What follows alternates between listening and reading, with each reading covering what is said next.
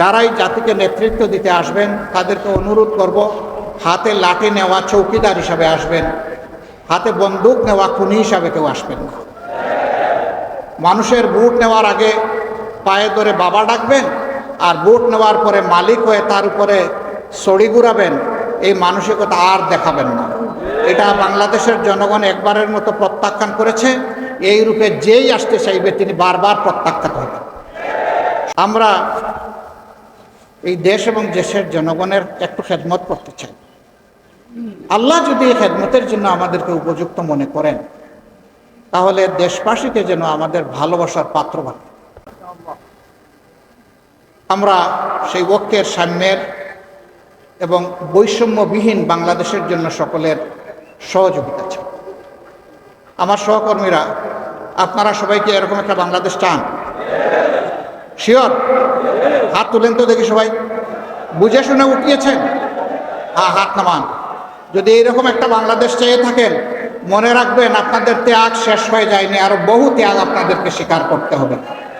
আপনারা সেই ত্যাগের জন্য প্রস্তুত আছেন? প্রস্তুত থাকুন। আমি আপনাদের দুর্বল ভাই হিসেবে আমি আপনাদের সাথে প্রস্তুত আছি, আলহামদুলিল্লাহ। সম্মানিত ভাইয়েরা, আমাকে ডাক্তার সৈয়দ আব্দুল্লাহ মোহাম্মদ তাহের সাহেব বলেছেন, প্রধান উপদেষ্টার পাশে দেখে মানুষ মনে মনে ভাবে উনিও বোধহয় খুব শক্তিশালী মানুষ।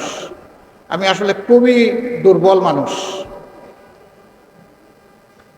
আমি অনেককে শক্ত করে কুচা দিয়ে কথা বলতে পারি না বলে অনেকে আবার গাল বেজার করে যে উনি আরো ধারালো চৌকস কথা বলে না কেন।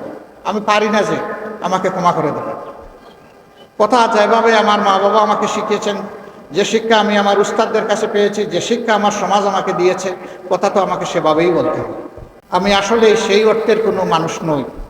তবে একটা কথা আপনাদেরকে বলতে পারি, উনি আরেকটা কথা বলেছেন, আমি মনে করছি আমার ব্যাপারে বেশি হয়ে গেছে। তিনি বলেছেন 24-এর এই যুদ্ধের আমি সেনাপতি ছিলাম।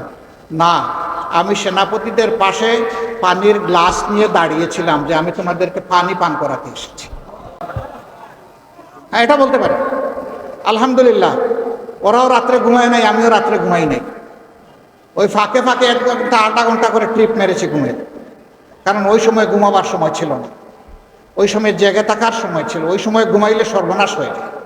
প্রিয় সম্মানিত বন্ধুগণ, যেই জাতির নেতৃবৃন্দ সজাগ থাকে সেই জাতি শান্তিতে ঘুমাইতে পারে, আর যে জাতির নেতৃবৃন্দ ঘুমিয়ে পড়ে সেই জাতিরা আর কোনো শান্তি থাকে না, ঘুম হারাম হয়ে যায়। যারাই জাতিকে নেতৃত্ব দিতে আসবেন তাদেরকে অনুরোধ করব, হাতে লাঠি নেওয়া চৌকিদার হিসাবে আসবেন, হাতে বন্দুক নেওয়া খুনি হিসাবে কেউ আসবেন না। মানুষের ভোট নেওয়ার আগে পায়ে ধরে বাবা ডাকবেন, আর ভোট নেওয়ার পরে মালিক হয়ে তার উপরে ছড়ি ঘুরাবেন, এই মানসিকতা আর দেখাবেন না। এটা বাংলাদেশের জনগণ একবারের মতো প্রত্যাখ্যান করেছে। এই রূপে যেই আসতে চাইবে তিনি বারবার প্রত্যাখ্যাত হবেন। সুতরাং আসতে হবে সত্যিকার অর্থে সেবকের পোশাক পরেই আসতে হবে, মন নিয়ে আসতে হবে। বাংলাদেশ জামাতে ইসলামের জন্য দোয়া করবে। আমরা এই দেশ এবং দেশের জনগণের একটু খেদমত করতে চাই। আল্লাহ যদি এই খেদমতের জন্য আমাদেরকে উপযুক্ত মনে করেন, তাহলে দেশবাসীকে যেন আমাদের ভালোবাসার পাত্র বানায়। এই দেশবাসীর অন্তরে যেন আমাদের জন্য কিছু দোয়ার জায়গা আল্লাহ তৈরি করে দেয়।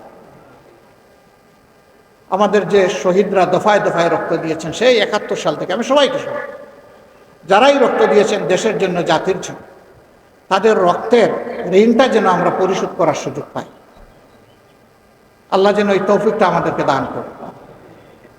আমার সম্মানিত ভাইরা, আল্লাহ তাআলা এই কুমিল্লাবাসীর প্রতি রহম করুন। তাদের 2টা ন্যায্য দাবি থেকে কুমিল্লাবাসীকে দূরে রাখা হয়েছে, বঞ্চিত করা হয়েছে। তাদের দাবি অবিলম্বে বাস্তবায়িত হোক, আমরা দোয়া করি। আরও যে দাবিগুলো সঙ্গত দাবি আছে অন্যান্যদের মতো, সারা দেশের মতো, সেই দাবিগুলো তাদের বাস্তবায়ন, ওটাও দোয়া করি। আমরা সমতার, ন্যায্যতার, ভালোবাসা, অহিংস একটা বাংলাদেশ গঠনের দিকে এগিয়ে যাই। আল্লাহ আমাদেরকে সাহায্য করুন। আসসালামু আলাইকুম ওয়া রাহমাতুল্লাহ। আল্লাহ হাফিজ। বাংলাদেশ জিন্দাবাদ। বাংলাদেশ জামাতে ইসলামী জিন্দাবাদ।